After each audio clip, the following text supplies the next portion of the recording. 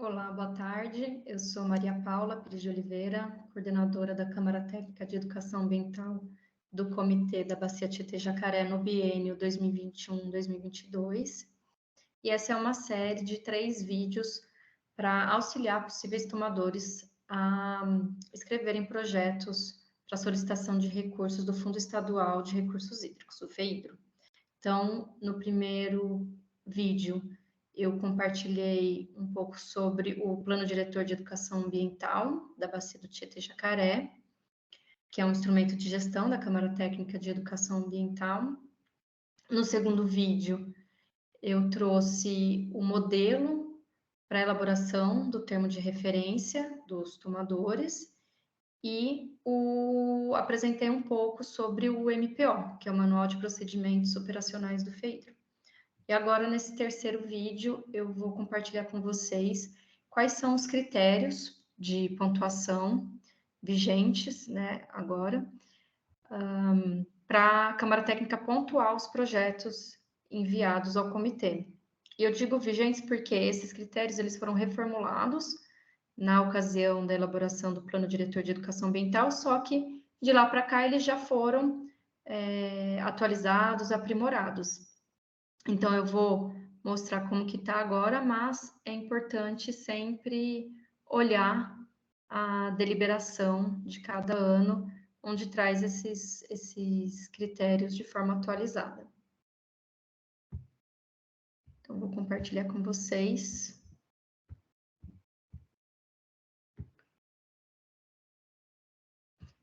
Então, como nos outros documentos que eu já apresentei, os critérios de pontuação, eles estão aqui na página do SIGRH, então, vocês colocarem sigrh.sp.gov.br, vem aqui, Comitê de Bacia, Tietê-Jacaré, vai entrar nos documentos, só que aí agora vocês vão entrar em deliberações.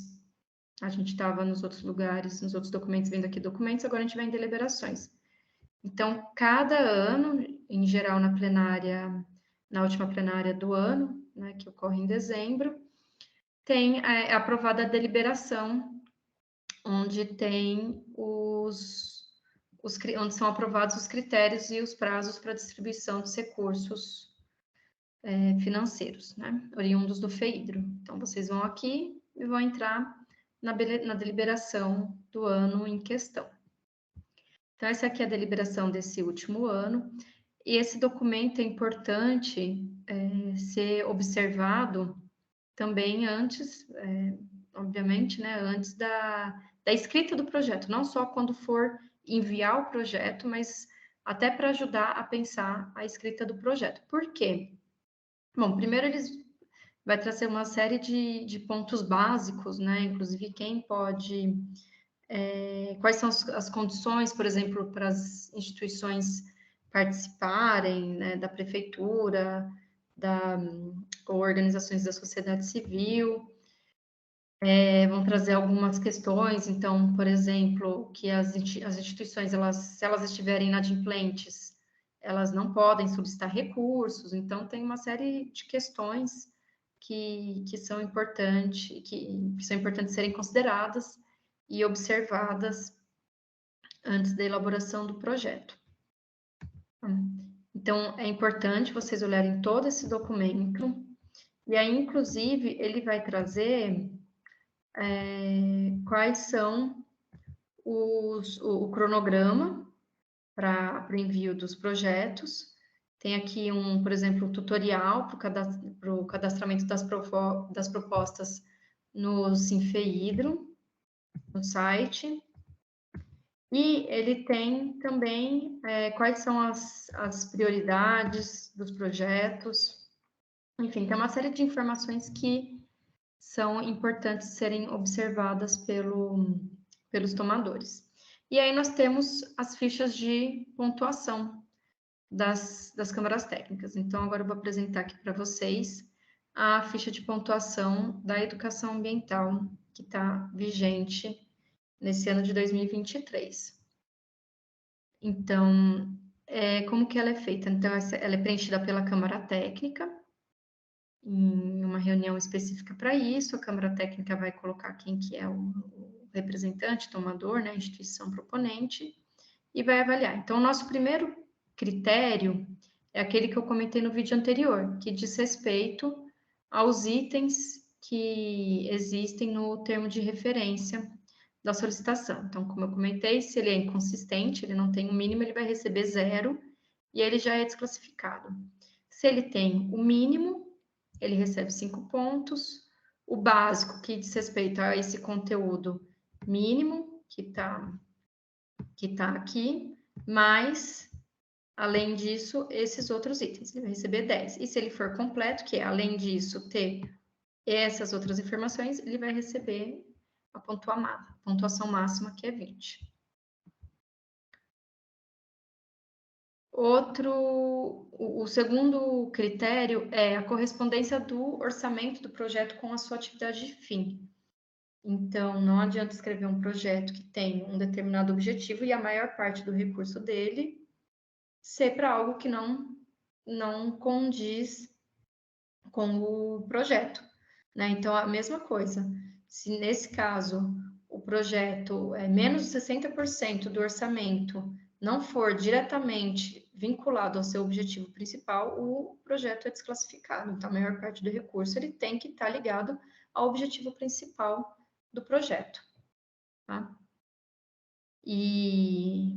Bom, e aí é importante isso aqui vocês olharem, porque como que a gente vai avaliar? Aqui sempre tem uns quadros, não em todos os critérios, mas em vários deles, explicando como que a Câmara Técnica avalia. Então, isso também é interessante para os tomadores saberem e deixarem os seus projetos o mais completo possíveis, o mais fáceis também de serem compreendidos e avaliados pela Câmara Técnica. Então, por exemplo, aqui, para auxiliar a avaliação desse critério, deve analisar justificativos objetivos dos projetos, a necessidade do recurso indicado na planilha do orçamento e descrita no memorial de cálculo. Então, se os tomadores fazem isso de uma forma bem completa e de fácil, né, compreensão, bem clara, melhor para a Câmara Técnica conseguir entender e não gerar dúvidas e o projeto, às vezes, não ser prejudicado por uma questão de compreensão, por exemplo. Aqui é a correspondência, o terceiro critério, a correspondência da proposta em relação a princípios, objetivos e diretrizes da educação ambiental. Então, isso eu comentei já nos 2 outros vídeos, que é um critério pensado em melhorar a qualidade dos projetos. E esse aqui, ele é cumulativo. Então, os tomadores podem pontuar em mais de um desses tópicos. Então, para exemplificar, se o projeto prevê um processo participativo e a construção coletiva com a comunidade a partir da realidade local, ele vai receber 3 pontos. E aí, como que isso vai ser feito para ser avaliado, né? Então, os tomadores, como eu comentei no vídeo 2, devem, na justificativa, deixar explícito esse item, por exemplo, né? No caso, se o projeto for utilizar esse ponto, devem deixar explícito isso e mencionar em quais metas eles vão ser desenvolvidos. E aí, nas metas, deve falar, olha, então tal princípio vai ser trabalhado nessa atividade, dessa e dessa forma, né? Vamos fazer reuniões, vamos elaborar a parte do PPP do projeto junto com a comunidade, vamos, enfim, a forma como for, deve estar descrita e deve estar vinculado a esse princípio. Então, quando a Câmara Técnica for avaliar, ela vai ver, tá, na justificativa, bom, então quais são os princípios, objetivos, diretrizes? São esses, está aqui mencionado, tá. E aí, lá nas metas, eles vão ver, como que esse aqui vai ser trabalhado? Aí vai estar lá na parte das metas, né, da descrição das atividades, como que ele vai estar sendo trabalhado. Tem que estar tudo explícito para a Câmara Técnica conseguir identificar no projeto de vocês e vocês conseguirem pontuar, senão vocês vão perder esse ponto, tá? Então, precisa deixar tudo explícito e bem descrito, o mais completo possível. Então, aqui vocês vão, como eu falei, é cumulativo, pode ter mais de um desses critérios, né, desses princípios, objetivos e diretrizes. Então, como eu comentei, tem que estar claramente indicado na justificativa e a abordagem a ser utilizada deve estar descrita nas metas no termo de referência.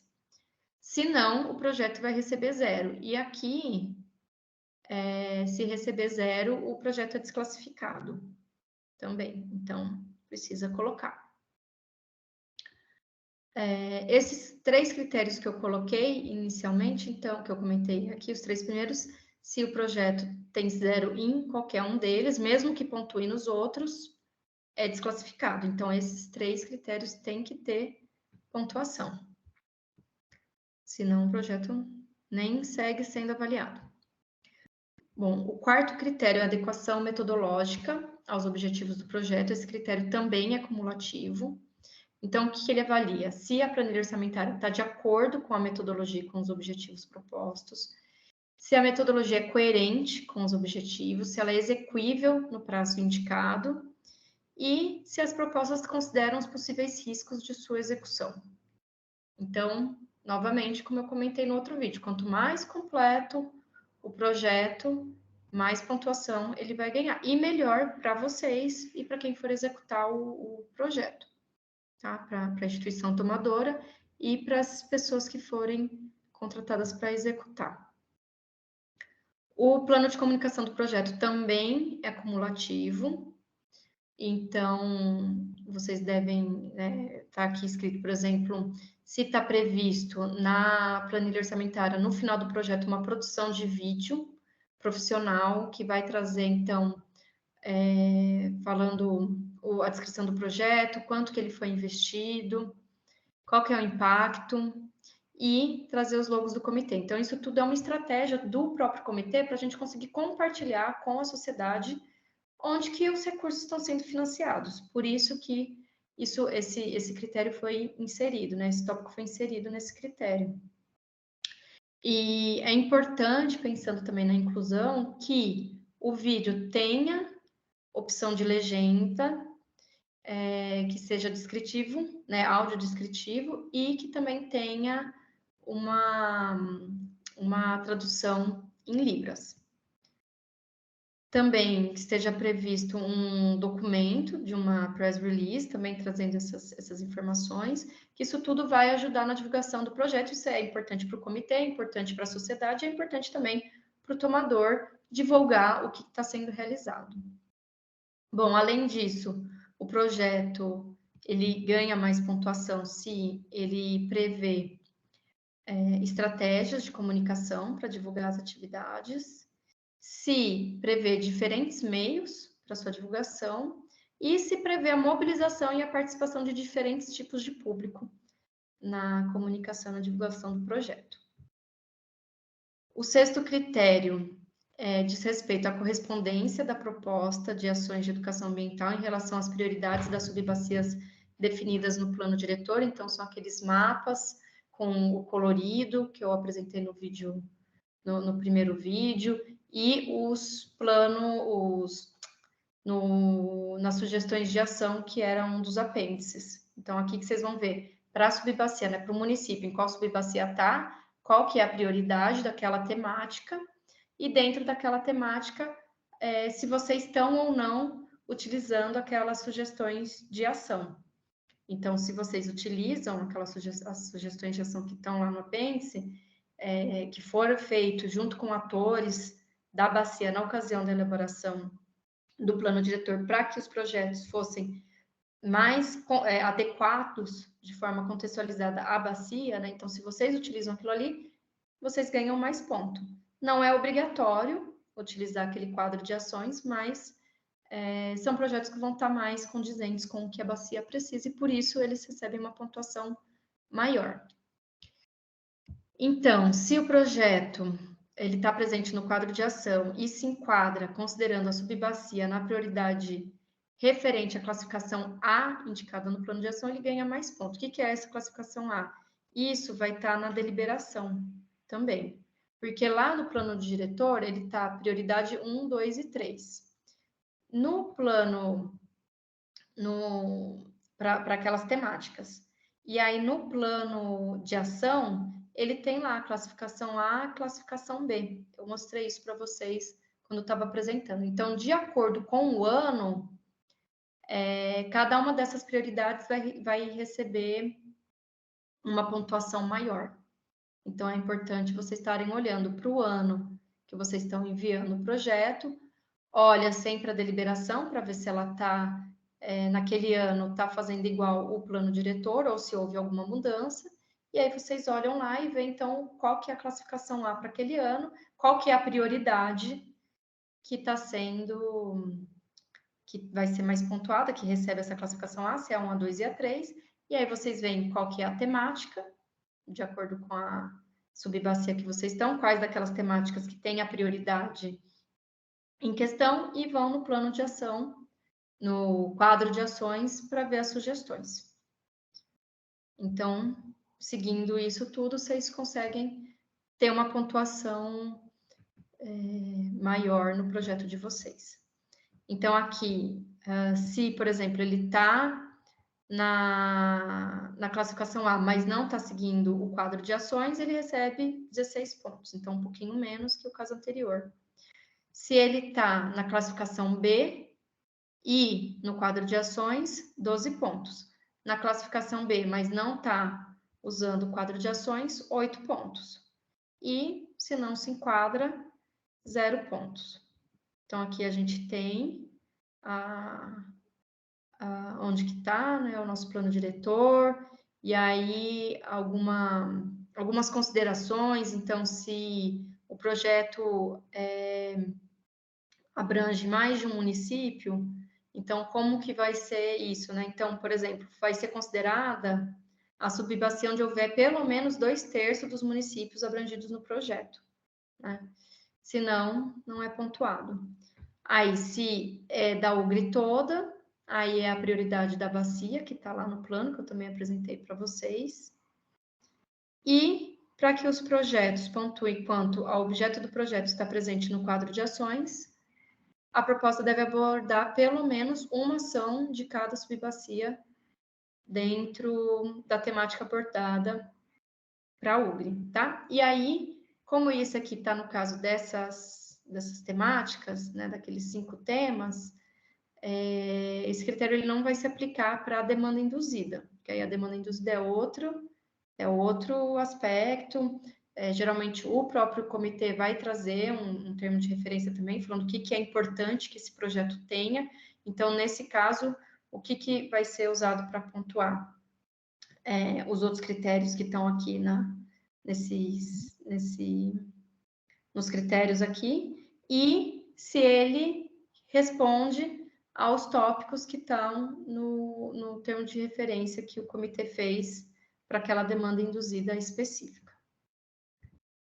Bom, aqui o 7º critério é o público participante. Então, se é um público de multiplicadores, ou seja, que tem como público atores de instituições públicas, privadas ou da sociedade civil que atuam ou pretendem atuar com a educação ambiental ou na melhoria das condições ambientais a partir das suas atividades profissionais ou comunitárias. Então, essas são as pessoas. E isso aqui, para ser multiplicador, também, e isso é muito importante, o projeto ele tem que apresentar, na sua metodologia, né, no método que o projeto vai ser executado, atividades formativas em técnicas e métodos didáticos para que esse, então, público possa ser, de fato, multiplicador, né, e dar continuidade. Então, se ele vai multiplicar, ele também vai ser instruído em como multiplicar o que ele está aprendendo no projeto. Então, são 2 pontos a serem considerados para ser público multiplicador. Pessoas que tenham uma atuação, né, ou que pretendem ter uma atuação na área, e o projeto deve prever, então, essas atividades formativas, tá? Se não, é considerado público-fim. No caso de projetos de formação, especificamente para projetos de formação, o projeto se o projeto tiver uma carga horária a partir de 30 horas por pessoa, o projeto recebe uma pontuação 10, né? Se não, recebe 0, tá? E aí aqui também traz o que a Câmara Técnica entende como um projeto de formação.